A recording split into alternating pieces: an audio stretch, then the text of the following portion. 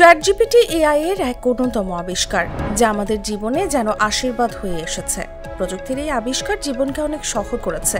যে কোনো প্রশ্ন করলেই সহজে উত্তর দিয়ে দেয় সে। শুধু পুরো গম্ভীর আলোচনা নয়, সে লিখে দেয় কবিতা। রেসিপি থেকে শুরু করে গণিত সমাধান, ভার্সিটির অ্যাসাইনমেন্ট, রিপোর্টের সব ধরনের কাজে আপনাকে সাহায্য করতে পারে। প্রেমিকাকে কিভাবে পটাবেন সেই পরামর্শ নেন চ্যাটজিপিটি থেকে। অনেকেই এআই চ্যাটবটের সঙ্গে কথোপকথনের ক্ষেত্রেও অত্যন্ত বিনয়ী। যে কোনো কমান্ডে জুড়ে দেন প্লিজ বা ক্যান ইউ। আবার প্রয়োজন শেষে ধন্যবাদ জানাতেও ভোলেন না। কিন্তু এই ধরনের শব্দ বলায় ভয়ঙ্কর ক্ষতি হয়ে যেতে পারে, তা জানেন কি?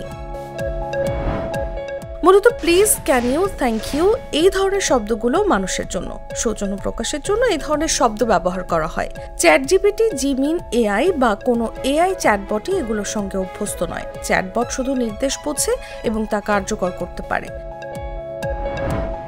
এ ধরনের সৌজন্যমূলক শব্দগুলোর অর্থ বুঝতে যে পরিমাণ এনার্জি খরচ করতে হয়, তার সংস্থার জন্য বিপুল অঙ্কের আর্থিক ক্ষতির মুখোমুখি করে। তাই এই ধরনের সৌজন্যমূলক শব্দ ব্যবহার না করেই ভালো। জানা যাচ্ছে পরবর্তীতে চ্যাটবটগুলোর পক্ষ থেকে এই শব্দগুলোকে ব্লক করা হতে পারে। অর্থাৎ শুধু প্রয়োজনীয় নির্দেশ দেবেন অল্প শব্দে, পেয়ে যাবেন জবাব।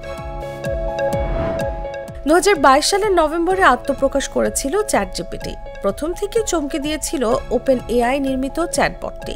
কিন্তু কেউ ভাবতে পারেনি এত দ্রুত মানুষের কাছে পৌঁছে যাবে সে। তবে এর উল্টো দিকও আছে।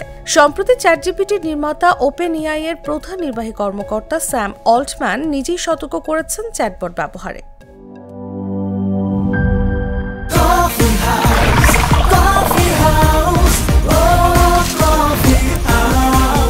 কফি হাউস, প্রতি চুমুকে আড্ডা জমে।